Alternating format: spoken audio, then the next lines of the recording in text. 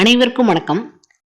அரசு உயர்நிலை மற்றும் மேல்நிலை பள்ளிகளில் 9 முதல் 12ஆம் வகுப்பு மாணவர்களுக்கு இமெயில் ஐடி கிரியேட் செய்த பின் அதனை எவ்வாறு எம்இஸ் வலைப்பக்கத்தில் பதிவு செய்வது குறித்து இந்த வீடியோவில் காணலாம்.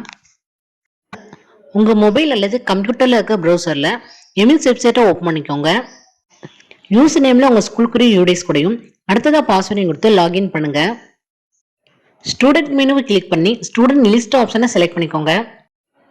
அடுத்ததா வர ஸ்கிரீன்ல கிளாஸ்ல இருக்கிற டிராப் டவுன்ல இருந்து நீங்க எந்த கிளாஸ் ஸ்டூடெண்ட்ஸ்க்கு இமெயில் ஐடியை என்ட்ரி பண்ண போறீங்களோ அந்த கிளாஸை செலக்ட் பண்ணிக்கோங்க. கீழே அந்த கிளாஸ் ஸ்டூடெண்ட்ஸோட டீடைல்ஸ் டிஸ்பிளே ஆகும். தென் எந்த ஸ்டூடெண்ட்க்கு மெயில் ஐடியை என்ட்ரி பண்ண போறீங்களோ அந்த ஸ்டூடெண்ட்க்கு நேரா இருக்கிற எடிட் ஐகானை கிளிக் பண்ணிக்கோங்க.